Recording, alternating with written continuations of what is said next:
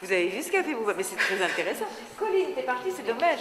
Vous avez vu une petite fille qui fait du classique, elle a très très bien suivi. Elle est toujours... Tout ce travail sur le corps que tu viens de faire, Bouba, c'est important. Toutes les isolations, les voilà. Le travail est différent dans le classique, mais ça fait rien. Danse classique, danse contemporaine, danse hip-hop, toutes les danses sont super.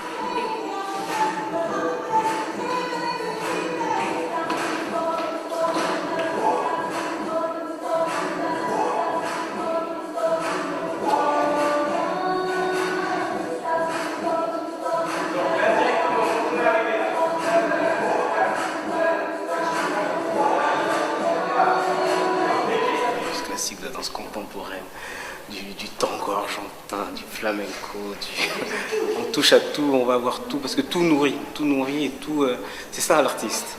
C'est ça l'artiste. Il n'y a pas de cloison, c'est justement à cet endroit-là qu'on est fort. Parce que moi j'ai été assistant chorégraphe de Marianne Gillot, qui est danseuse étoile de l'Opéra de Paris et qui a fait une création qui est très remarquée pour le festival Suresnes Cité Danse, qui est le plus grand festival de danse hip-hop qu'il y a en France. Et j'ai vu que Babacar Cissé va faire quelque chose ici, qu'il a travaillé avec Montalvo Hervieux, et ils ont été très partenaires, ils sont à l'origine, à Montalvo Hervieux, de ce festival-là, qui fait se rencontrer des gens de milieux différents, comment on met le danseur hip-hop sur un plateau, et apporter des regards de danseurs classiques, de chorégraphes contemporains. Et donc moi j'ai assisté à ce processus-là, des auditions au travail, et ensuite à la présentation, donc c'était Les Rares Différences de Marianne Gillot. Très belle pièce, et en fait j'ai été frappé parce que le hip-hop pour moi est plus proche du classique que la danse contemporaine.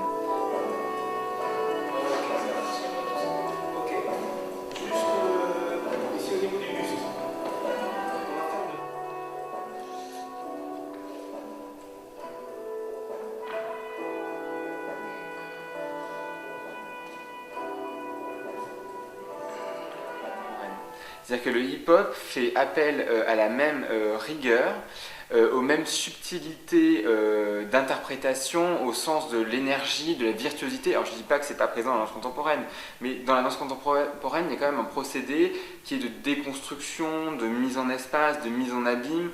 On peut voir ça avec tout le courant de la non-danse, le postmodernisme. On est quelque chose qui se soustrait à une espèce de virtuosité, et on voit ça aussi dans l'art contemporain.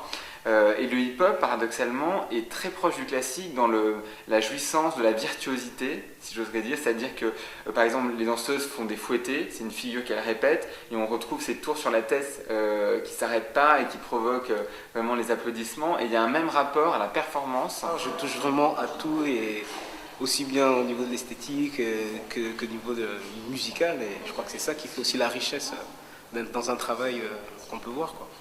Donc je suis vraiment là-dedans, dans ma source hip-hop et dans le croisement aussi avec toutes ces choses que je peux rencontrer dans le parcours. Grâce à tous les artistes que j'ai vus, tous les spectacles que j'ai pu voir.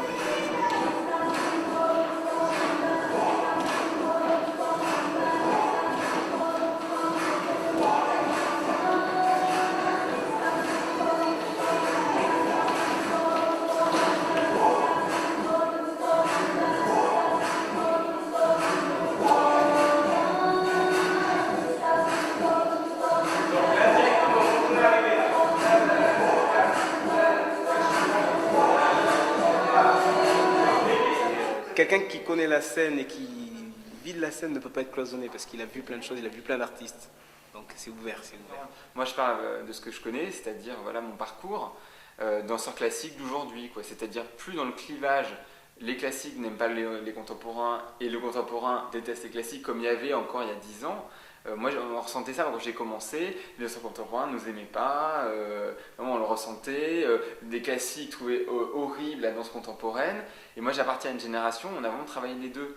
C'est-à-dire que moi, mes chocs artistiques, c'est aussi les grands ballets classiques, mais c'est aussi Pina Bausch, par exemple. Moi, j'ai fait le Sacre du printemps de Pina Bausch et Orphée Eurydice. On est pieds nus dans la terre. C'est quelque chose de très physique, où il faut tout réapprendre, tout casser les schémas esthétiques qu'on apprend. Et j'adore.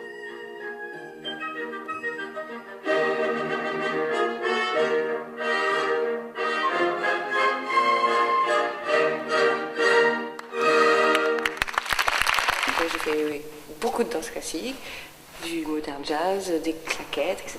Et puis après, voilà, l'envie de s'ouvrir à d'autres origines de la danse, et donc un peu le hip-hop, un peu la danse africaine, enfin, il y a plein de choses, donc je viens essayer, voir, goûter. Par exemple, là, on a fait un travail de pop et on découvre des parties du corps qu'on n'a pas forcément l'habitude de faire travailler, du moins de cette façon-là, par exemple en classique ou en moderne ou en street, voilà. Donc c'est un autre travail, c'est un travail d'expression du corps. Donc il y a travail, il y a recherche, il y a attention, il y a application, il y a courage, beaucoup de courage parce que c'est dur, hein, parce que vous travaillez qu'avec vous-même, c'est difficile, c'est une épreuve d'être face à soi-même et travailler avec son corps. La danse, c'est le corps, donc c'est ça d'abord. Il faut que ce soit une expression artistique qui parle à une personne et dans laquelle elle arrive à se sublimer, à se sentir excitée de manière différente et qui lui fasse du bien, c'est surtout ça. Aujourd'hui, c'était bien que j'ai justement des gens qui sont en classique, qui viennent découvrir justement ce que c'est quoi le hip-hop, comment ça se danse, quels sont les codes, quels sont les systèmes de corps qui sont complètement différents, les corporalités, les densités, les relâchements, l'énergie, et voilà. C'est après revenir dans leur classique avec de nouvelles choses. Donc c'est ça qui est intéressant. Toujours en respirant tout ça, on ferme par nous.